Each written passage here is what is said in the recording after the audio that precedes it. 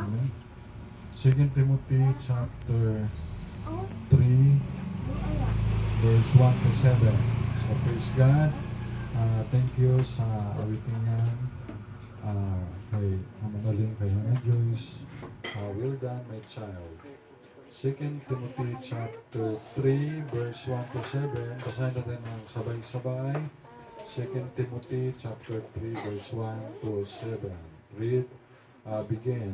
This know also that in the last days perilous times shall come, for men shall be lovers of their own selves, covetous, boasters, proud, blasphemers, disobedient to parents, unthankful, unholy, without natural affection, truth breakers, false accusers, incontinent, perverse, despisers of those that are good, traitors, heady, high-minded, lovers of pleasures more than lovers of God, having a form of godliness but denying the power thereof.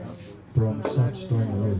For of the sort are they which creep into houses and lead captive silly women laden with sins, led away with diverse lusts, never learning and never able to come to the knowledge of the truth. Let us go to the Lord in prayer. Our God, our loving Father in heaven, Lord, thank you for this day. Thank you sa iyong salita. Sweet Holy Spirit, help us, help me as I preach, teach thy word with clarity, with power, with wisdom, with courage. Forgive our sins, cleanse our heart, O God. Lord, bless the people dito sa Bethany Baptist Church Mission Calibo. Bless mo rin doon sa Bethany Baptist Church Makati, kay Pastor Jerry Nabli. Bless mo mga kapatiran doon, Panginoon, lahat ng mga panambahan ngayon all over the Philippines. Kayo po ang magabay sa inyong mga lingkod, mga gagamitin sa pagpahayag ng salita, Panginoon. Thank you sa inyong salita, na tayo maging gabay namin, instruction, review, blessing, and everything, Lord. Salamat sa presensya ng iyong mga anak at sa presensya ng Lord Jesus. Dalawa nagtitipon sa iyong pangalan, kayo po sa aming kalagitnaan.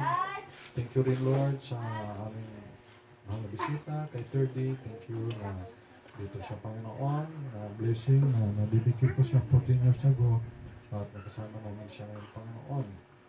Bilang siya ay 14 years old na, Panginoon, nag-15 sa April 13, nag-bless mo siya. At nag-birthday, Panginoon, ngayong March na buwan, si Dimber Drew, si Pau, si Mila, si Maybe, maging si Dina, Panginoon, at yung mga hindi ako nabanggit.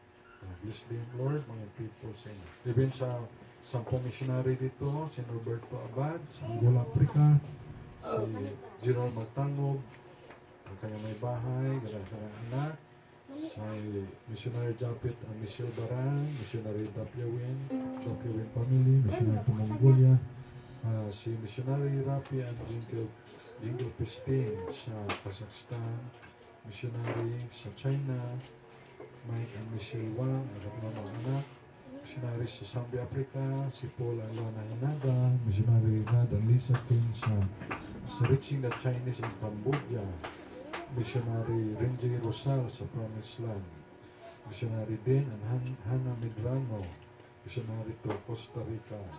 We pray, bless them, Lord, at ingatan, bigyan sila ng good health, wisdom, financial provision, sa kanilang paghayo, at ganun o Diyos sa mga language study, at use din, Lord, itong mga missionary na nabanggit namin, para marami pa ng mga kaluluwa doon sa mission field, na masira nila about the gospel of the Lord Jesus Christ, at maligtas po at tanggapin by faith in Jesus Christ as their Lord and personal Savior. Salamat po na marami. Bless your word as I preach the word. In Jesus Christ's name, Amen. Amen. Ang title ngayon, araw na to, The Last Days. The Last Days. Yan mismo ang title sa verse 1. 2 Timothy chapter 3 verse 1, this know also that in the last days perilous times shall come. So ito ay sulat ni Apostol Pablo kay Timothy. Si Timothy ay young preacher. At si Timothy ay, of course, siya ay nasira niya ng gospel, ang salvation ni Apostle Paul. At si Paul, siyempre matanda na that time, at si Timothy bilang young preacher, young pastor, ay sinulatan niya. So, ito ay matagal na sinulat, pero talagang totoo ito sa ating kapanahonan na this know also, sabi niya kay Timothy, kahit matagal na si Timothy na namatay, at ito pa rin ay updated sa ating time, this know also na malaman mo na sa mga huling araw, days, no? That in the last days, kaya title natin ay The Last Days, Perilous Times. Yung perilous ay mapanganib. Mapanganib na mga panahon ay darating. So, mapanganib na panahon. So, sa ating time ngayon ay totoong naman, no? Mapanganib, no? Imagine, kahit sa mga pedestrian na nga, tatawid yung bata, ay hindi na-shake, mayroon pang cup, pero nababangga pa rin, no? So, talagang perilous time. Even sa ating kinakain, na yung noodles, sabi ng doktor na sobrang kain ng noodles ay yung kidney ay yung kidney ay talagang masisira, yung maalat, no? At yung mga phosphate na tinatawag nila. Kaya pag nagluto ka ng noodles ay yung sa gripo lang muna nawasa, kasi tapon ko. Tapos then gradient na. Yan, kaya masarap. At tapos ang ginagawa ko, hindi ko nilagay lahat yung ingredients. Kaya sabi niyo malasay. Kasi ginatapon ko yung kalahati para hindi masyado masira ang kidney. Yung walang lasa. So, pero dapat hindi naman araw-araw. So, imagine sa pagtawid lang, sa kinakain natin. At kaya kung mag-drive ako palagi kung may mask. Kasi kung ang sinusundan ko ay diesel ang ginagamit, ay kasakit ang dibdib sa usok. Kahit sa usok rin ng sigarilyo, kasakit rin ang dibdib, no? At sa likod dahil sa usok. So talagang mapanganib na. Sabi nga, mabuti pang unggoy, hindi ka sigarilyo, no? May tao ka sigarilyo. So, ano mo ba yung bisyo na tinatawag na vices. So, mapanganib. At kahit ngayon lang sa mga ligaw-ligawan, silos-silos, kita niyo sa Facebook na mayroon na siyang binabili, binaril na lang sa likod, ano? So talagang mapanganib ngayon na mga panahon. At talagang sa Boracay, lalo na sa Boracay yung taga-Europe na yung babae na dumalo lang ng kasal, tapos ay pinatay yun doon ng mga adik sa Boracay. Yung kanyang kasarian ay sinunog pa. Grabe na. So, perilous time. Kaya, ganyan talaga pag mga sa drugs, nakalulong sa droga. Kaya kayo ay maging maingat lang kayo sa mga kinakain o pinapakain sa inyo. Kaya hindi natin alam yung panahon ngayon. Baka may mga lason o may drugs. So, maganda may sariling dala kayo baon, tubig o pagkain. So, nakasulat na yan sa Bible na hindi pa tayo pinanganak, nasulat na sa huling mga araw, perilous time shall come. So, makita niyo naman doon na nangyari sa Iran, no? Na binomba ng Israel at ng Amerika. So, imagine mga magagandang building, malaking building, pero grabe, sabog. Pag binomba talaga kasi sabog na sabog. Kaya kung doon ka nakatira ay wasak-wasak ng katawan natin. So, ganun talaga. So, mapanganib na yung panahon ngayon. So, yan, nasulat na ni Apostol Pablo ng paman. So, number 1, for men shall be lovers of their own selves. So, number 1 ay selfish. Yung mga tao, pag sinabing men, kasama na dito yung women. Ay, wala dito women, men lang. Kasi yung women galing sa men. Yung woman galing sa man, no? So, kasama na dito pag sinabing men ay it includes the women. So, yung mga tao, men shall be lovers of their own selves. So, maging selfish, ibig sabihin ay love na love nila yung mga sarili nila. No? Love. Nothing wrong na mahalin mo yung sarili mo. Siyempre, pag mahal mo sarili mo, papaliguan mo yan, papakainin mo yan, pabanguhan mo yan. Ayun, di ba? Okay yan. Pero kung nasobra naman na parang sarili mo na lang at wala ka ng pan sa Panginoon, wala ka ng time sa Panginoon, yan ang sinasabi doon na lovers of their own selves. At meron nga ako naisip, di ba bang nag-selfie ka, hindi naman ibig sabihin pag nag-selfie ka ay selfish ka eh. Siyempre, wala kasing magkakamera ba, nag-isa ka lang doon sa mga sa beach or sa mga restaurant.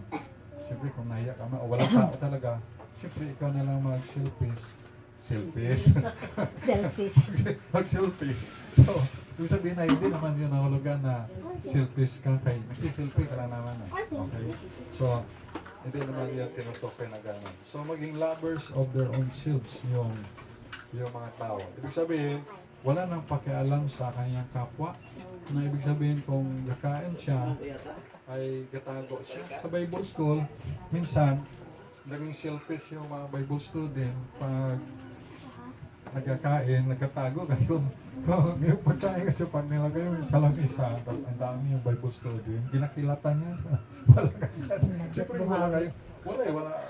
Ganito lang kanin nyo eh, training niya eh. So, talagang yung iba pag nag-pray ng pagkain, watch and pray, yung iba nag-pray, pero yung isa naman ang nag-watch. Kasi minsan yung sa haba ng prayer, minsan yung ulam mo ay kinuha na. Kaya, talagang naging selfish na. Pero alam nyo yung tunay na hindi selfish, ay ganito yun. Na, mayroong pastor na bumili siya ng tinapay. Dalawang putos na tinapay. Yung isa ay magandang kulay, yung isa naman ay medyo may sunog.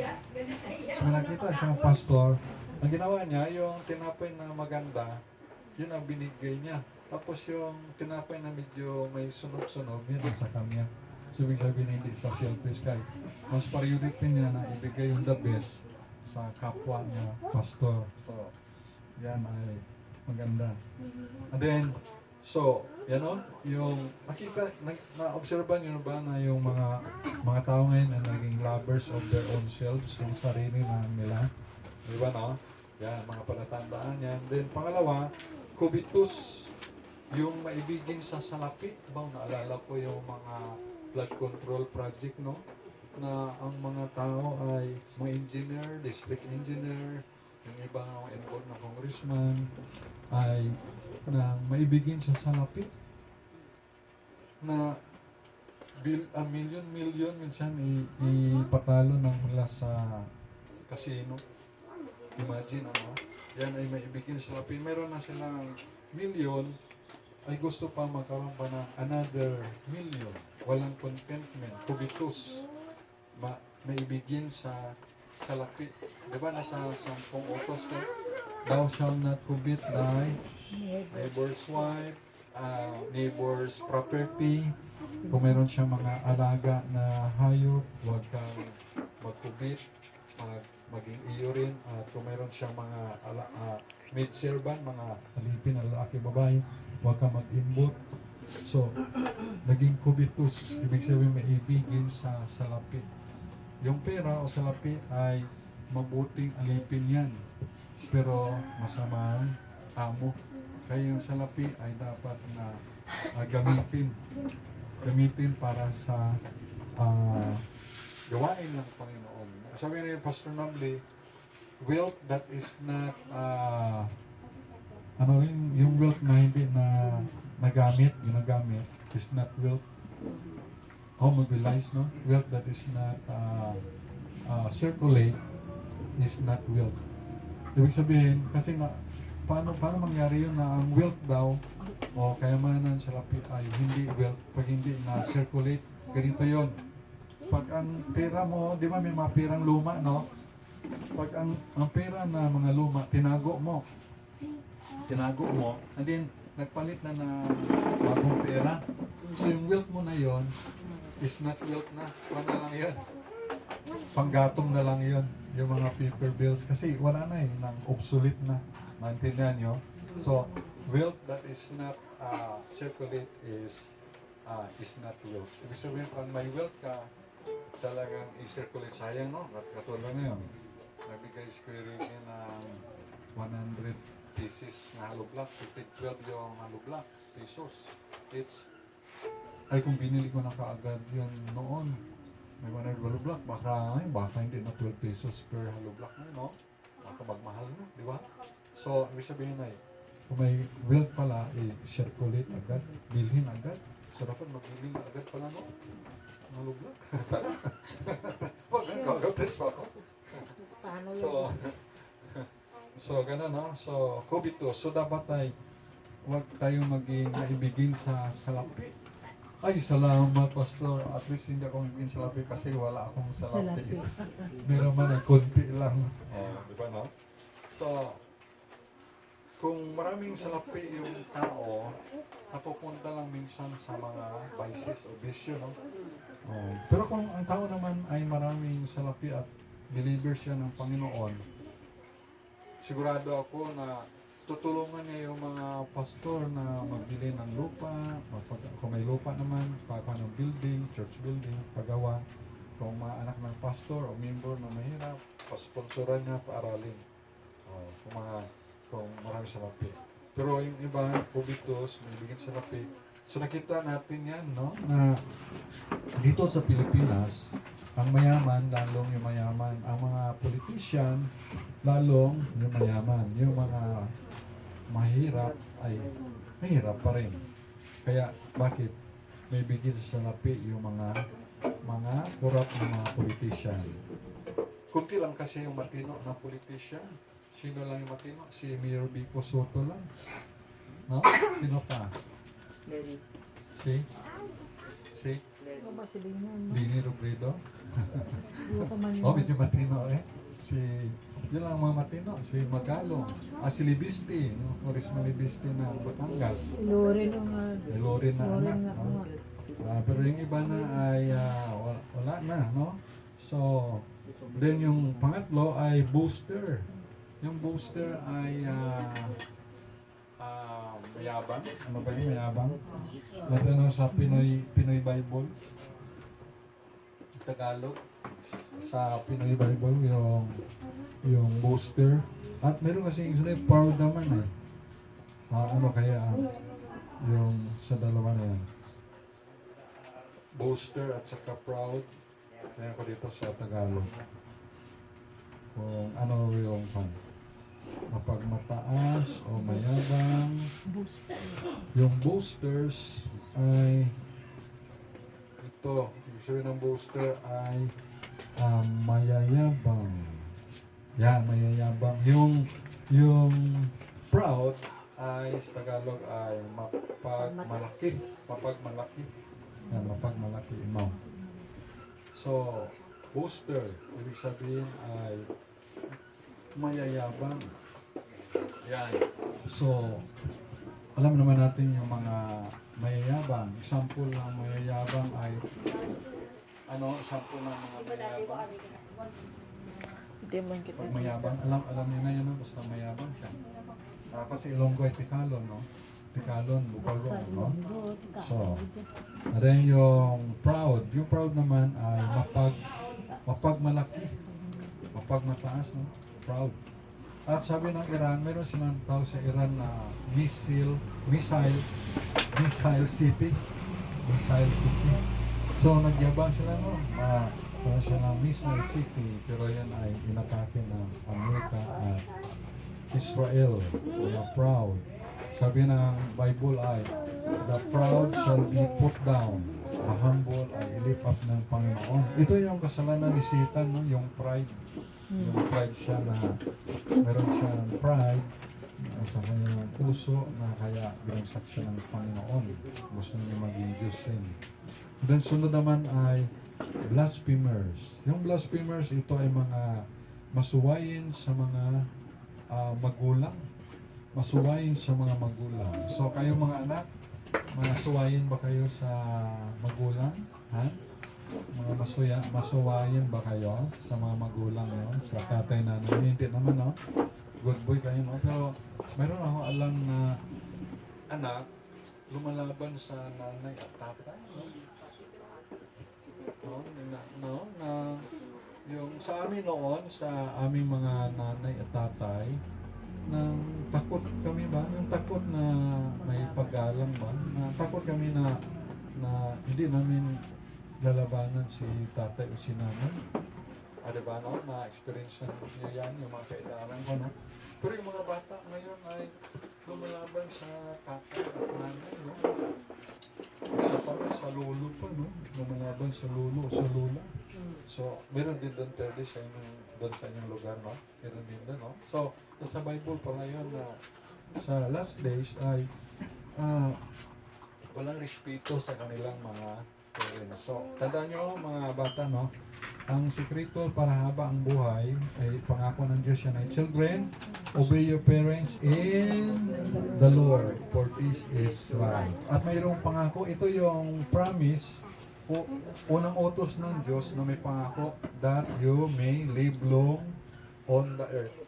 Haba ang iyong buhay. So, hindi mo na pala kailangan ang agimat, hunting-hunting, mahaba ang buhay mo. Hindi mo na pala kailangan mag-bodybuilding din. Exercise, profit little, para haba ang buhay mo. Kasi ganito lang pala haba ang buhay mo ay masunurin ka sa iyong tatay at nanay. Kaya sabi ni Mr. Annalisa, kay Terdy na nanay ay, Terdy anak ay, atin ka doon, no? Kung ka kay pastor, sunod ka doon, atin ka, minapanggit. Ay, siyempre, para haba ang buhay ni Terdy, susunod si Terdy kay mama niya. At dito siya kay pastor, no? So, at least, diba Terdy, no? Yan, so, at least ay, si mama mo kasi ay alam niya kung ano yung tama. At dito, we worship God in spirit and in truth. Kaya wala tayo dito mga nakikita ng mga larawan. We worship God in spirit and in truth. God is spirit. Kaya worship God in spirit and in truth. Pero kung pag kayo mga estudyante kayo, makapagtapos ka pag-aral, yumaman kayo, at mayroon kayong financial, malay mo, bibili kayo ng lupa. Kung contractor na siya bibili siya ng lupa. Pero contractor na matino, siyempre. Hindi galing sa corruption. So, disobedient to parents. Yan. So, nakikita ko na to. Marami na akong napunta na lugar din, experience. Kaya dito sa kapitbahay, ginagawa ko ng mga anak sa kanilang parents, even sa kanilang lolo o lola. Then, ang thankful. Ayun, naalala ko sa mga namatyan, no? Di ba, minsan sa naging kaugalian natin mga Pilipino na di ko may abuloy ka na binibigay o something na goods, kape, sabihin ng namatyan, no? Ay, hindi ako magpasalamat sa iyo. Oo, magain ko, no? Masama daw magpasalamat, pero yung sinasabi niya, mali yun. Ay, kung sa Bible pala nga, ibig sabihin ng mali, yung dapat magpa-thank you siya, kaya yun ang tama. Pero dito, unthankful, ibig sabihin, palatandaan pala na last days na, ibig sabihin hindi siya nagpapasalamat. So dapat, pag nabigyan ka, say thank you. Thank you. Kasi maganda yun na nagpapasalamat. Tayo, ginising tayo ng Panginoon. Thank you. Nakaligo tayo. Thank you, Lord. Nakakaon tayo. Thank you. Nakakain. So, unthankful. Kaya, pag may mga bata na hindi mapasalamatin, ay palatandaan yan. O kahit mga adult, so dapat thankful tayo. Grateful tayo sa Panginoon. And then, unholy. Yun, unholy. Siyempre, kabaliktaran ng holy. Sabi nga ng Panginoon ay, be holy, for I am holy. Ang Diyos ay banal, so that tayo dapat maging banal. Sa totoo lang, lahat naman tayo ay hindi banal. Lahat naman tayo makasalanan. Pope, pastor, ministro, religious leader, lahat yan ay makasalanan. Ako, ikaw, unholy o makasalanan. Pero naging holy tayo because of the Holy God. Bakit tinawag yung promised land na holy land? Because God is in their place. Holy land. holy place. Bakit ito ay, kung yung sabihin nga, holy place? Siyempre dahil dito nagtitipon tayo for the holy God. No? Bakit tayo, ikaw tinatawag na holy na? Dahil meron kang Holy Spirit. Hindi yung holy, holy, holy. Holy, tagalin na holy. Ibig sabihin na hilig. Late, tagalin, no? Oh. Ibig sabihin na holy, holy, banal, no? Kaya, ang mga tao ngayon ay unholy. Oh, palatandaan yan. Hmm. And then, sunod, di ko na ano kung pang ilan na ito, no? Oh. Without natural affection. Yan, ano naman yung without natural affection? Sa Tagalog ay walang katutubong pag-ibig. Ibig sabihin, yung natural affection, pag ikaw ay lalaki, ang makakagusto ka sa babae. Pag ikaw ay babae, makakagusto ka sa lalaki. Ay, pero dito sa Bible, without natural affection, wala na affection. Ibig sabihin, hindi na yung lalaki ang gusto niya yung babae, kundi lalaki siya, ang gusto niya na ay lalaki. Ang yung babae, ang gusto na ay babae. Yun. At nangyayari na ngayon yan. Alam niyo ba sa Bible, na basa ko sa Old Testament, sabi na nga rin, pag may bakla dito sa lugar natin, dito sa Israel, ginakuha nila ginalabas ng bayan at ginapatay, ginabato. Yun. Pero ngayon ay hindi nila nagagawa na. At ito ay nangyayari na ito ngayon. O diba, sinunog ng Diyos ang Sodom at Gomora dahil sa mga bakla. Doon sa Sodom at Gomora, di ba? May bisita doon na anghel sila, tatlong angel. Tapos ay gusto nilang huliran, gusto nilang sipingan.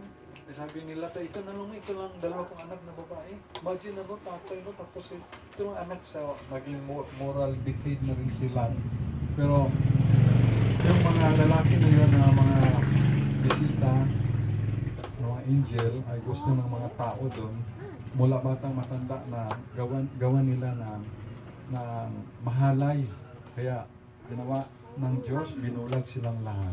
So, pero bakit, ay paano ngayon may sa time natin ay mayroong mga ganyan, LGBTQ, no? Paano yan? Yes, mahal sila ng Diyos. May kaluluwa rin sila. Pero kung pinili nilang ganyan sila, pinili nila, sarili nila yon. Pero ang Diyos at ang Bible pa rin ay dalawa lang ang kasarian. Lalaki, babae. Si Adan at si Eva ang nilikha ng Diyos. Dahil pinili nila yon, kanila yon, karapatan nila yon. At kung ganon sila, may pusong babae o pusong lalaki, basta wag lang silang wag lang maghulit o diba, medyo buwis siya, no? Yung babae, buwis siya. At kung ganon talaga siya, hindi siya nag-asawa, ganyan lang ikaw. Pero may faith siya sa Panginoon. Basta wag lang magrelasyon sa babae, maghulit. Diba, meron namang lalaki, girly. O girly ka lang, pero wala ka bang ginagawang na ng lalaki, mag-hire o magbili ng lalaki at gawa kayo ng ginagawa ng mag-asawa. Basta wag mo lang gagawin. Pag ginawa mo kasi yun, ayun, kasalanan na siyempre. Although yung attitude mo yun, kasalanan rin yun, pero pwede pa yung mabago. Paano kasi marami namang naging ganyan ang pusong lalaki at pusong babae. Or dahil sa Panginoon Sos, nabago naman siya. Katulad ni Pani Serrano. Kaya pwede pa naman masave, no? Dahil walang mga posible sa Panginoon. Kaya dito ay without natural affection sila. Kaya ginagawa nila yan. Kaya sign of the last days yan. Kaya nga, napaka-delikado ngayon pag yung batas ay mapasa yung batas at meron silang karapatan. Kaya pag ikaw nag-preach na against sa kanila, pwede nilang yung pastor ay ipabilanggo. Siyempre, nag-preach ka ng parang discriminate sa kanila, no? Against ka sa kanila. Ay, sa Bible lang naman, pinipreach mo eh. O di, ang Panginoon ang ipabilanggo nila, ay sinasabi mo lang ano sabi ng Panginoon. O siyempre, nakasulat na kasi yan in the last days. Oh. Kung may karapatan sila, may karapatan din naman tayo na ipahayag ang katotohanan. Pero tandaan natin na mahal sila ng Diyos. God love sinners, but God hates sins. Okay? So, without natural affection. So, yan ay mga palatandaan. At saka yung truce breakers. Ano yung truce breakers? Halimbawa, mayroon tayong peace agreement, yung ceasefire. Pero bang may ceasefire sila na schedule, meron namang ambush na ginagawa. Yan. Truce breaker, ibig sabihin na hindi na sinusunod ng kanang sumpaan na tigil putukan. Katulad yan sa mga NPA o Philippine Army, meron sila mga peace agreement na ceasefire pero na wala man sinusunod. So, truce breaker yan. And then yung false accuser. Yung false accuser ay ito naman ay yung mga palabintangin. Yun. Yun na pinagbintangan ka ng mga walang katotohanan. Naranasan niya ni Joseph the Dreamer na nirip niya daw si Mrs. Potiphar. Pero hindi naman totoo yun. So mga palabintangin. So tayo naman ay huwag tayong maging palabintangin. Siyempre hindi naman natin yan gagawin. Dahil hindi naman natin ugali yan. Pero may mga unbeliever talaga, ginagawa talaga nila yan. Ay yung incontinent, mga walang pagpipigil sa sarili. Ano to? Mga walang pagpipigil sa sarili. Pwede ito sa pagkain, pwede ito sa cellphone. No? Hindi mapigilan sa pagsisilpon, no? Hindi mapigilan sa sarili, no? So, huling araw na tayo. So, dapat ang cellphone ay alipin natin. Huwag tayo maging alipin ng cellphone. Tama? Ang cellphone, alipin ko ito. Sunod-sunuran ka sa akin. Ha? Hindi yung, minsan tayo ang inalipin ng cellphone. Ay, hindi ako titigil. Hindi ko pa natapos yung game na to. Kailangan matapos ko ito. Alipin tayo ng cellphone, no? Dapat alipin natin ito. Kung alipin to, pwede ihagis sa kutson. Oh. Sa kutson lang. Kung ihagis mo sa sabog, mawasak. Sayang. Sayang yung 8,000.